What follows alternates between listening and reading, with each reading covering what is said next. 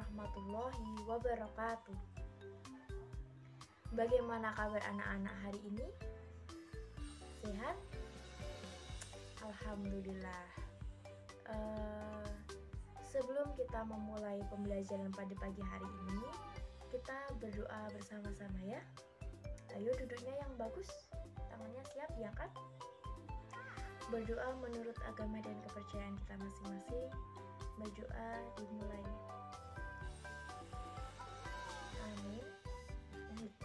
Selanjutnya Ibu akan mengajak kehadiran anak-anak pada hari ini. Ibu panggil satu-satu, dia nanti dijawab atau angkat tangan. Siti hadir, Isna hadir, kemudian Heri hadir, ada lagi David hadir. Baik, jadi semuanya hadir ya pada pagi hari ini. Berarti kita siap untuk melanjutkan pembelajaran kita, melanjutkan pembelajaran pada sebelumnya. Sebelumnya ibu-ibu ingin bertanya, apakah di sini ada yang masih ingat terakhir kita belajar mengenai apa? Betul, terakhir kita sudah menyinggung sedikit mengenai ASEAN ya. Iya. Jadi hari ini kita akan melanjutkan materi pada pertemuan sebelumnya, yaitu mengenai ASEAN. Tujuan pembelajaran pada pagi hari ini adalah yang pertama, siswa mampu mengidentifikasi posisi serta peran Indonesia di bidang ekonomi dalam lingkup ASEAN secara terperinci. Kemudian, tujuan pembelajaran yang kedua adalah siswa mampu menyusun, menulis teks laporan tentang posisi dan peran Indonesia di lingkup ekonomi dalam lingkup ASEAN.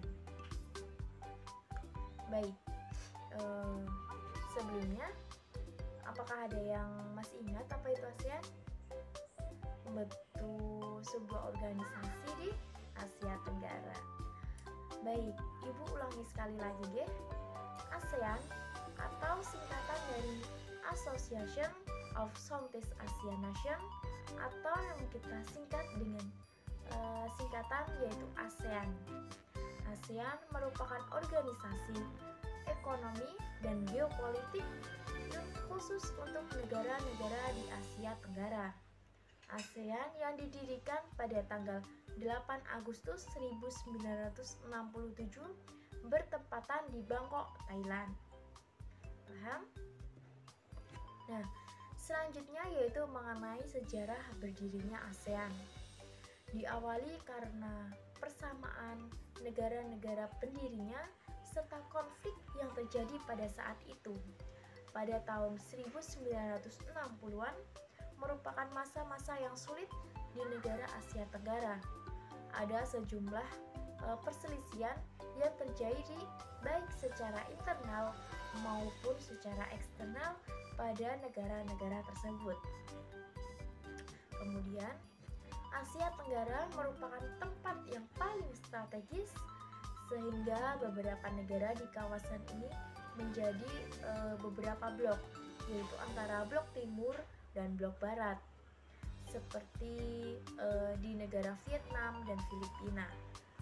Selain itu, konflik militer juga terjadi di negara lain seperti Laos, Kamboja, dan Vietnam. Dan pula ada konflik bilateral yang terjadi antara Indonesia dan Malaysia, serta Kamboja dan Vietnam.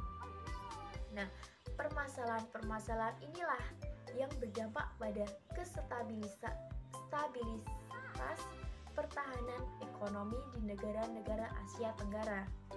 Akhirnya, beberapa pemimpin berinisiatif untuk menciptakan suatu suasana yang aman, damai untuk kawasan Asia Tenggara dengan terbentuknya ASEAN. Nah, selanjutnya siapa sih pendiri tokoh yang telah mendirikan yaitu organisasi ASEAN? Berdirinya ASEAN diawali dari pertemuan 5 menteri luar negeri dari negara-negara Asia Tenggara. Yang pertama yaitu perwakilan dari negara Indonesia yang diwakili oleh Bapak Adam Malik selaku Menteri Luar Negeri. Kemudian pada Malaysia dihadiri oleh Bapak Tuan Abdul Razak selaku Wakil Perdana Menteri Malaysia. Kemudian Singapura diwakili oleh Sinnathamby Rajaratnam yaitu Menteri Luar Negeri Singapura. Yang keempat ada Filipina yaitu yang diwakili oleh Francisco Ramos atau selaku sebagai Menteri Luar Negeri Filipina pada saat itu. Dan yang kelima ada Thailand yaitu diwakili oleh Tanat Koman selaku Menteri Luar Negeri pada saat itu. Nah, selanjutnya tujuan dari berdirinya ASEAN itu sendiri adalah didirikannya ASEAN adalah untuk menciptakan kawasan Asia Tenggara yang damai, aman, dan stabil apabila merujuk pada deklarasi ASEAN yang dilaksanakan pada tanggal 8 Agustus 1967. Tujuan dibentuknya ASEAN sebagai berikut. Yang pertama, menciptakan kemajuan sosial, pertumbuhan ekonomi, serta mengembangkan budaya di kawasan Asia Tenggara. Kemudian tujuan yang kedua adalah meningkatkan kestabilitasan negara dan perdamaian regional yang dapat merealisasikan dalam jalan saling menghormati, keadilan, serta tata hukum di dalam hubungan antara negara se-ASEAN. Dan mematuhi prinsip-prinsip dari Piagam PBB agar tidak menimbulkan penyalahgunaan wewenang pada saat itu. Kemudian, tujuan didirikannya ASEAN yang ketiga adalah meningkatkan kerjasama yang aktif dan saling membantu agar negara anggota dalam memecahkan masalah yang berkaitan dengan kepentingan bersama baik dalam bidang ekonomi, ilmu pengetahuan, administrasi, sosial, budaya, dan teknik.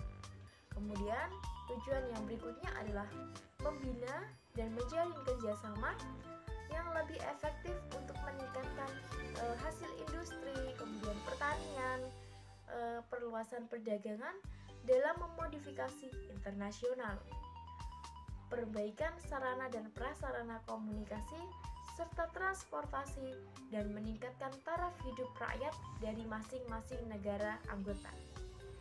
Tujuan yang berikutnya yaitu saling membantu, sarana pelatihan dan penelitian untuk tujuan pendidikan, administrasi, profesional, dan teknik.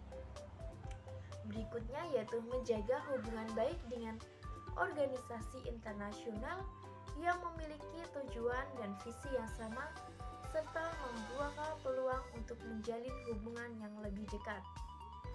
Nah, kemudian tujuan yang terakhir yaitu melakukan peningkatan pada kualitas ilmu pengetahuan di antara anggota.